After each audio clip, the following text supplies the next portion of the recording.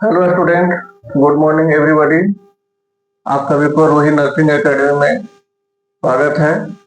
आज हम आपको नया वीडियो के साथ शेयर करेंगे जिसका नाम है इम्यूनोग्लोबिन। तो आज हम लोग चलते हैं इम्यूनोग्लोबिन के बारे में जानते हैं। तो इम्यूनोग्लोबिन क्या है? इम्यूनोग्लोबिन हमारे शरीर के लिए एक इम्पोर्टेंट फंक्शन करता है जिसका नाम है प्रोटीन युक्त इम्यूनिटी। इम्यूनो का मतलब होता है इम्यूनिटी। ये दो भागों में बना हुआ होता है, इम्यूनो प्लस ग्लोबिन, यानी कि इम्यून प्लस ग्लोबिन। ग्लोबिन एक प्रोटीन है जो हमारे शरीर में पाया जाता है और इसका निर्माण प्लाज्मा सेल और डब्ल्यूबीसी में होता है। तो हम चलते हैं इसके इम्यूनोग्लोबिन के बारे में। इम्यूनोग्लोबिन जो है हम लोग जो अध्ययन करते हैं जिस विज्ञान में, उसको हम लोग कहते हैं इम्यूनोलॉजी, यानी study of immune is called immunology. आगे हम चलते हैं इसके बाद कि इसका प्रोडक्शन कहाँ होता है, क्या फंक्शन क्या है, ये कितने तरह का होता है, इसकी क्या फंक्शन है और क्या कितना परसेंटेज हमारे शरीर में पाया जाता है, और जितने भी इम्यूनोग्लोबिन है उसका क्या क्या हमारे शरीर में वाइटल रोल है। क्लियर? चले तो पहला है कि इसका फॉर्मेशन कहाँ होता है, सवाल आता है। तो इसका निर्माण हमारे शरीर में है ना, प्लाज्मा सेल और ये डब्ल्यूबीसी में होता है। डब्ल्यूबीसी आप पढ़े होंगे जिसका नाम है व्हाइट ब्लड कैप्सूल सेल, ठीक है, जो हमारे रक्त में पाया जाता है। ये दो तरह का होता है, बी लिम्फोसाइट यानी बी सेल और टी सेल, जैसा कि हम आपको दिखा रहे हैं। बी लिम्फोसाइट, टी लिम्फोसाइट क्या होता है, इसका काम क्या होता है, तो इसको हम लोग डिफ्रेंशिएट किए हैं। बी सेल को हम लोग प्रोडक्शन जो होता है बोन मैरो में होता है और टी सेल का थाइमस ग्लैंड में होता है।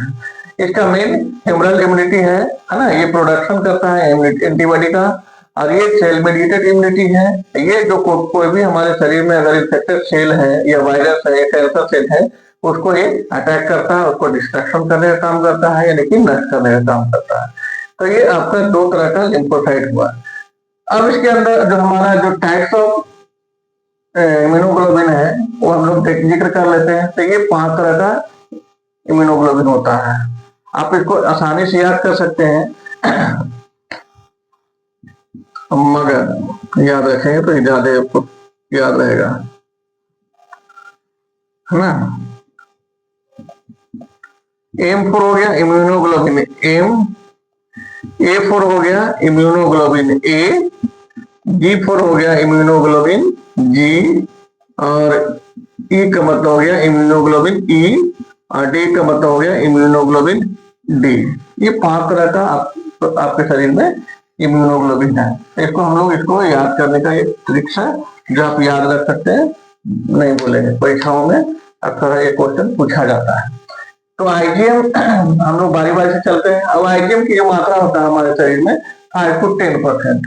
ये पहला एंटीबॉडी है जो रिसेंट इन्फेक्शन, यानी कि अगर किस तरह का आपके शरीर में प्राइमरी कंडीशन में इन्फेक्शन हो चुका है तो उसमें ये काम करता है, एक्शन करता है। ये एक्यूट इलनेस है और ये सबसे लार्जेस्ट है। दूसरा है इम्यूनोग्लोबिन ए, ये जो है प्रोटेक्ट म्यूकोसल सरफेस को करता है। जैसे हमारे शरीर में ब्लड में के ये फोन इन ब्रेस्ट में पाया जाता है, महिलाओं के जो दूध का निर्माण होता है उसमें इम्यूनोग्लोबिन ए पाया जाता है जो बच्चों को मिलता है माँ के दूध से। दूसरा है टीयर सलाइवा, ये सारे में आपका इम्यूनोग्लोबिन ए की मात्रा पाई जाती है 10 से 15%। उसके बाद आईजी है जो 75% होता है, ये सबसे ज्यादा हमारे शरीर के पाया जाता है और ये लॉन्गेस्ट होता है इम्यूनिटी, और ये क्रोनिक इलनेस में काम करता है। उसके बाद नेक्स्ट है आईजीई, ये एलर्जिक रिएक्शन में काम करता है। जैसे हमारे शरीर में कोई एलर्जी हो रहा है, रिएक्शन हो रहा है, या पैरासिटिक इन्फेक्शन है, या फीवर अस्थमा वगैरह हो गया है, तो उसमें ये जो है आपका इम्यूनोग्लोबिन ई की कमी के कारण से या कमजोर होने के कारण से ये रिएक्शन होना शुरू हो जाता है। उसके बाद है इम्यूनोग्लोबिन डी, जो ये एक्टिवेट करता है बी लिम्फोसाइट को, बी सेल को। इसकी मात्रा बहुत कम ही होती है, 1 से 2%। सबसे ज्यादा आपकी मात्रा 75% आएगी। और उसके बाद ये सबसे लार्जेस्ट होता है, लॉन्गेस्ट होता है, और लार्जेस्ट की बात करें तो आईजीएम होता है। तो ये आपका था इम्यूनोग्लोबिन जो आपको परीक्षाओं में पूछा जाता है। तो आपको परीक्षा में विभिन्न तरह के सवाल पूछेंगे कि इम्यूनोग्लोबिन में सबसे लार्जेस्ट इम्यूनोग्लोबिन कौन सा है, तो हम लोग आईजीएम याद रखेंगे।